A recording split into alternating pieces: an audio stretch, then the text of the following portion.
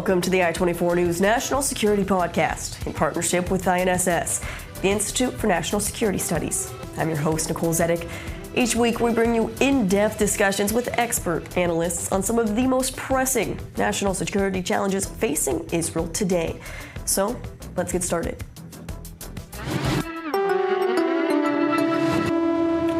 Today, we are heading north, where the war between Israel and Hezbollah may have quieted, but is not quite over. Months of cross-border fighting have redrawn the security map, displaced tens of thousands, and left the ceasefire hanging by a thread. The question now isn't if another round will erupt, but when, and on whose terms. In this episode, we ask what's really happening on the ground on both sides of the border. Has Hezbollah been deterred, or is it just regrouping? And what role does the Lebanese army play in this volatile mix? Well, to talk about it all and what it means for Israel's national security, I'm joined by Orna Mizrahi, Senior Research Fellow at the INSS and former Deputy National Security Advisor. Orna, it is great to have you on the podcast. Thanks for being with us again. Thank you. Thank you for having me. There's a lot we can discuss, but I want to begin at where we stand today, because we've seen months now of the ceasefire between Israel and Hezbollah. Where does this ceasefire stand, though, Orna? Because just several days ago, we did see one of the largest outbreaks since the ceasefire began, with rockets fired towards northern Israel, Israel responding, but no one claiming responsibility for those rockets. So where do we stand today? No, I must say that both sides still present commitment to the ceasefire. It's something like since the 27th of November, we're in a ceasefire, more than 4 months. And there is a commitment, and Hezbollah is not attacking, not initiating any attacks. And actually, the organization adopted the strategy of containment because they are in a dire situation. They are devastated. They were defeated, and the losses of the Hezbollah are very big. If you want, I will elaborate about that maybe later. But this leads them to understand that now they have to focus on the rehabilitation and the recovery of the organization, and not going into fights with Israel, and taking account also the new leadership in Lebanon. They don't want to have any confrontation yet. So, because the organization is still so weak, they don't have the power to confront either Israel or Lebanon. Look, the organization had huge losses. They were defeated. The 80% of the military capabilities were destroyed. Thousands of military activists. Most of the leadership, the military and the political leadership, is gone. And especially Nasrallah, that was the leading factor in the organization, the one that he was the symbol, the figure of Hezbollah. Symbol, and also the main figure that was the main decision-making figure about both militarily, politically, socially, everything in the organization. And the one that replaced him, Naim Qassem, lacks the status, the charisma, all the capabilities to replace Nasrallah, and they feel it. But they don't have anyone else, and they are very much afraid of showing which are their main leaders, and, because they saw that they were very much exposed for the Israeli intelligence. So now they are keeping everything a little bit more secretive because there's a target on their back. And they have to find a way to recover from this dire situation. And they don't have the means for that, because Iran cannot help them as before. They lost the strategic depth that they have in Syria because of the collapse of the Assad regime that was the main ally for Hezbollah. And Syria was, the corridor for transferring the aid, the weapons from Iran to Lebanon. And now they cannot do it because the new regime in Syria expelled both Iran and Hezbollah people outside of Syria, and they try to close the border between Syria and Lebanon. And the new government is more efficient by stopping the smuggling through the airport, the port, and the land passages. So they have a problem of getting back new weapons, having even financial aid from outside, and the recovery process is more, slow process. So the terror group needs to regroup, but they can't regroup because of the changing dynamics throughout the entire region, but specifically inside Lebanon. And Orna, with this ceasefire still holding right now, what does that mean even for the Lebanese civilians, specifically those that had been evacuated from southern Lebanon, many of them returning, but we are still seeing some of these targeted attacks from the IDF targeting Hezbollah infrastructure. What does that mean for the civilians in southern Lebanon? In the south of Lebanon, there are lots of villages that are in ruins, and they have to reconstruct everything, so they cannot go back. Hezbollah wants to help them, to show that he is still an address for them, but it doesn't have the means. So he says the state has to deal with that. Also on the military field, they try to transfer the responsibility for the struggle against Israel to the Lebanese state. They say they are now responsible. We have done our job. We have a great victory, of course, and Israel withdrew from most of the territory of Lebanon. Now it's the time that the Lebanese new leadership will take care of the complete withdrawal of Israel from Lebanon. If they won't do it, then Hezbollah will think when and how to do it by itself, because they want to say that they are still relevant there. And I must say that we have to take in account that they are still relevant because they are still there. Do they still have supporters inside Lebanon? Do the Lebanese people still support Hezbollah? Less than before, but it's the Shiite community that support Hezbollah, most of the Shiite community. There is more criticism against Hezbollah inside Lebanon, for sure, from the anti-Hezbollah camp, especially the liberal Christian camp, that are more loud now about their criticism against Hezbollah, and also the new leadership in Lebanon. And so with this new leadership, and even with the Lebanese armed forces, you mentioned how Hezbollah wants the Lebanese armed forces to push the IDF back from this buffer zone inside Lebanon and Israel. Does Lebanese armed forces have these capabilities? Even though Hezbollah is weak, so far for the past decades, the Lebanese armed forces have not been able to really control them. Is now the time that we're seeing them really regain their authority? They are doing more than before, but not enough yet, because let's look at the agreement that we had for the ceasefire.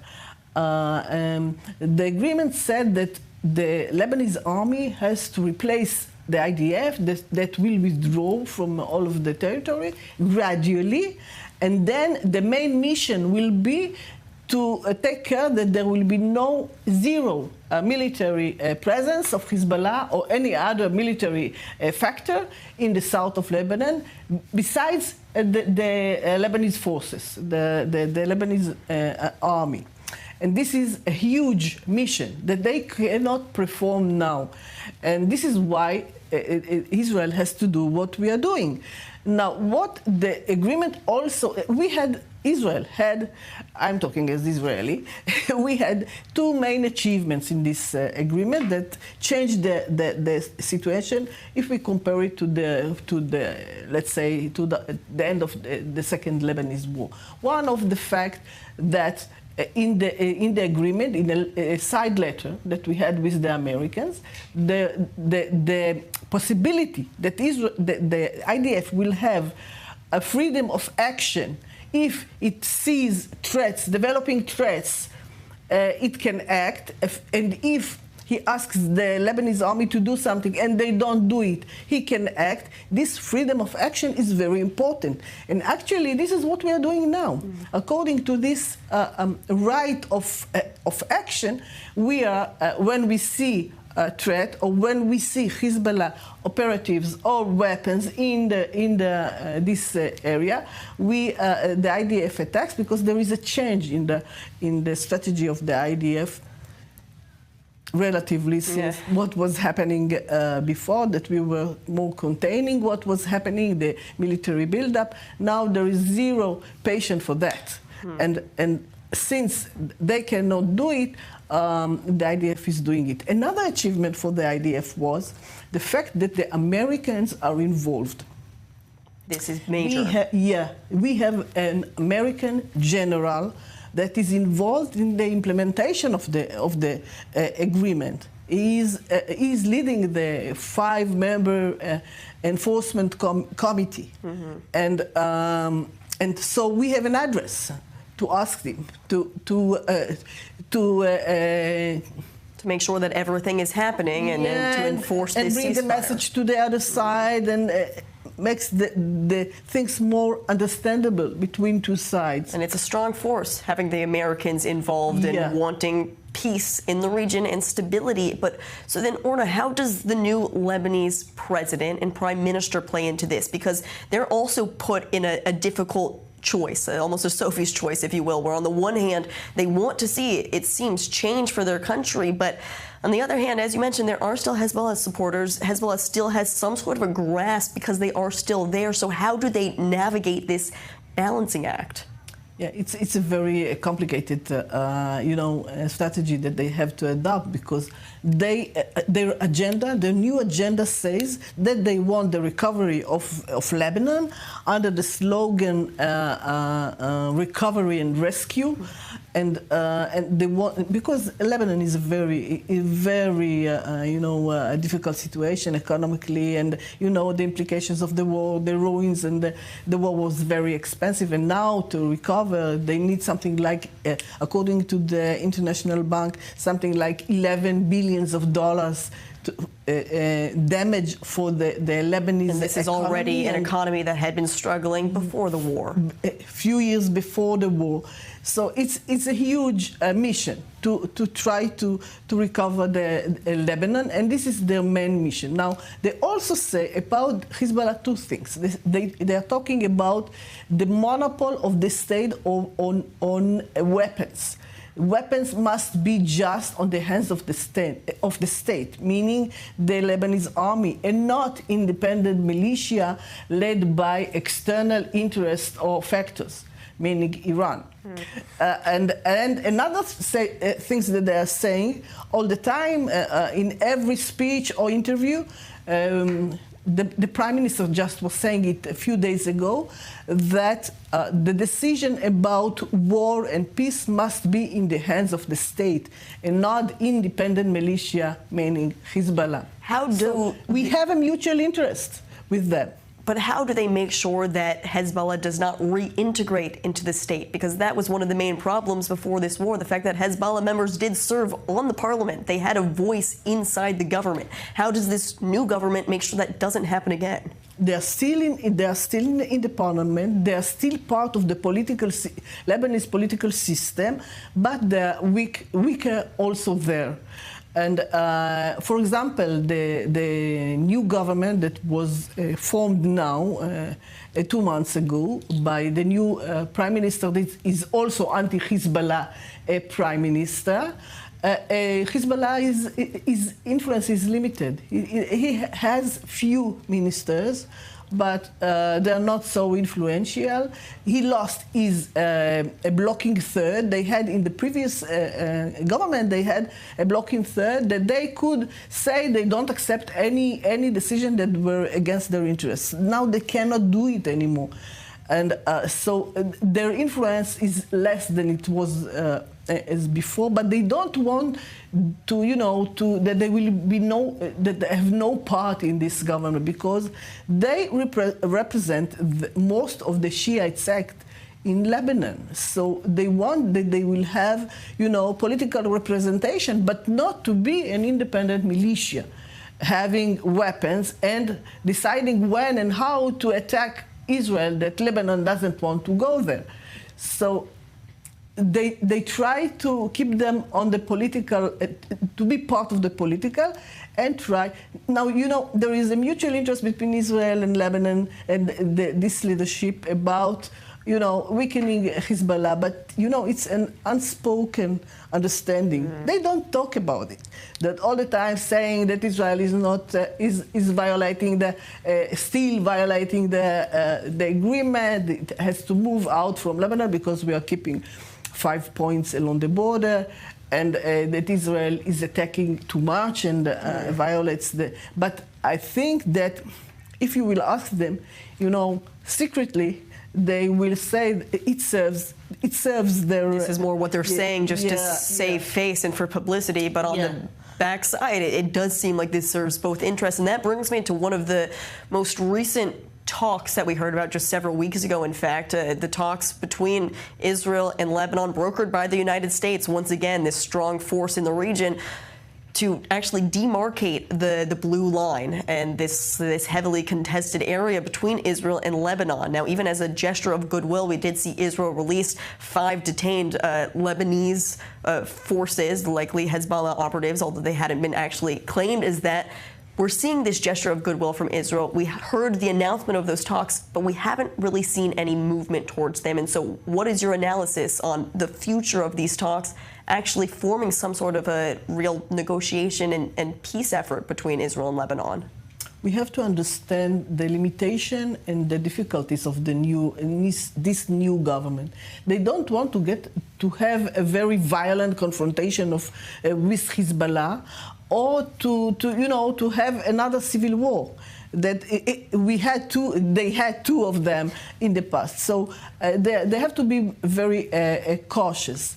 And this is why they are not running to improve the relation with Israel, because the marking the border will say that there are direct negotiations between Israel and the new leadership. And in Israel, few politicians started to speak about normalization. And for them, normalization, it's very annoying word. And we have to take in account that their restriction and limitations. I think that when we are talking about normalization, we put the cart before the horses, and it's premature to deal with that. First, we have to focus together with this unspoken understanding to weaken more Hezbollah and don't let Hezbollah to build up its military presence in the south of Lebanon. And it seems that they are willing to do so. So it's a mutual interest, and we have to focus on that. So, Orna, I want your recommendations then when it comes to this opportunity for the new Lebanese government. We're seeing this fragile ceasefire, but this fragile ceasefire is holding. There is a chance that this could continue into really a lasting ceasefire between the two countries. But what should the Lebanese people and the Lebanese government do to make sure that this peaceful period does last? The main obstacle is Hezbollah also, of course. So we have to deal with that, as I said before. And I think that Israel has to take care about what we are doing in Lebanon. We are attacking a lot. So we have to find the balance. You think it's too much? Sometimes it seems that it's too much. I think that in this last attack of a few rockets on Metula, the defense ministry was saying that we will retaliate in Beirut, but we didn't. So it was very important and careful decision not to attack Beirut, because in Beirut there is the government, the new government, and we have to tackle Hezbollah and not the government, and keep this very delicate balance in what we are doing, and of course have some open channels of messaging with the new government, and not being so open, talking so openly about these things, and taking in account their very fragile situation. And of course, in the military issue, we have to be very careful about what's happening in the border, because now Hezbollah has this containment strategy, but it can be changed. So maybe if they will feel that they have lost everything, maybe they will change the strategy. So we have to take care about that also. And what is the line of communication right now between Hezbollah and Iran? Once Iran's strongest proxy in the region, now one of the weakest, and still just hanging on by a thread. So we talked about just the disruption of the supply chain and Iran being able to fund and resupply weapons to Hezbollah, but what does the communication look like? Does Iran still rely on Hezbollah? Iran is struggling, not just because of Hezbollah, because, of the Trump issue, the nuclear issue and the other things. And the proxy strategy collapsed. The proxy strategy that they adopted for many years collapsed. So they're struggling, but they have a very good connection with Hezbollah. And they would like, of course, to help Hezbollah to recover. They try to do their utmost, to transfer financial aid. The Lebanese have found a suitcase coming with someone from Turkey with $150 million that one Iranian gave this man that. Wow. So they're trying all the time to smuggle and to help Hezbollah. They have formal relations both with Hezbollah and the Lebanese leadership. There was a huge mission to Nasrallah's funeral that came with the head of the Iranian parliament and other very high figures in Iran. But it was very interesting what the new president was saying to these people when he met them. He said, Lebanon had enough of wars for other countries, and we don't want to be involved in any of these wars anymore. We paid a very high price for that. And I think this shows the big difference between this government and what we have seen before. That was a very strong message coming from the new Lebanese president. Orna, with everything that we've talked about and the future of the ceasefire right now, what does this mean for Israel? And what are Israel's long-term goals? Because we've talked about this fragile ceasefire from Lebanon's stance, but from Israel's stance, you mentioned not going possibly so heavy with the attacks against Hezbollah infrastructure. But long-term, how do you see this ending up? I think that in the near future we are going to have, it's going to be a fragile security reality, but still, I think that evacuated people can go back because the deployment of the IDF is totally different. The IDF is attacking whatever threats that we can see. So the security situation improved, of course. And I know that it's a matter of feeling. Part of the people that are not coming back, they don't feel secured enough. But I suppose that day by day it's going to improve, and we need to the government has to do something also to help them with some civilian actions to help them with that. So the security for the near future, the security situation is okay, but nobody can predict what's going to happen. And I think that if you look just on the northern front, the consequences of this. This campaign, this war, are quite positive, and we have lots of opportunities for a change in this front. Let's certainly hope so, Orna. We have a few more minutes, and as we've been talking the big picture as we're wrapping up here on this episode, I want to ask a quick rapid fire round. I'm going to ask you quick questions and just give me the first answer that comes to your mind. The first question being, who is the more powerful entity right now, Hezbollah or the state of Lebanon? Oh, it's difficult to say, but I think that the state of Lebanon nowadays is becoming more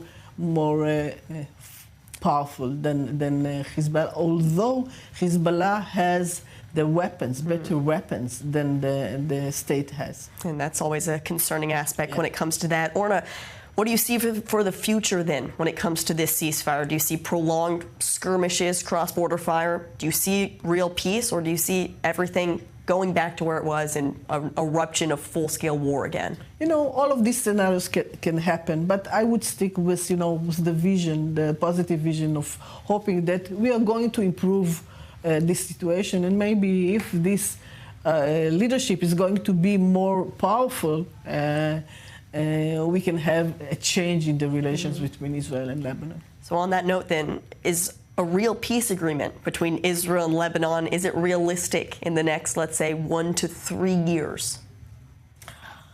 One, I wouldn't say, but I think that in a few years, maybe, according to what happens with Hezbollah, I think that maybe it's something that it's achievable, and maybe we can go there. A real opportunity for peace if this ceasefire does continue to hold. And Orna, from your analysis, it does seem like we are on the right track from that, both here in Israel and in Lebanon as well, with many of these international players putting their backing into this as well. Orna Mizrahi, thank you so much for joining us on this latest edition of the National Security Podcast. Truly, thank you. Thank you, Nicole. That's all we have for this episode. As always, you can catch up on any of our past episodes on Spotify. You can see all of our past recordings there. Just search National Security Podcast, and you'll find all of our interviews with expert analysts giving you the most pressing updates on what's happening right here in Israel. As always, I'm Nicole Zedeck, and thank you so much for listening.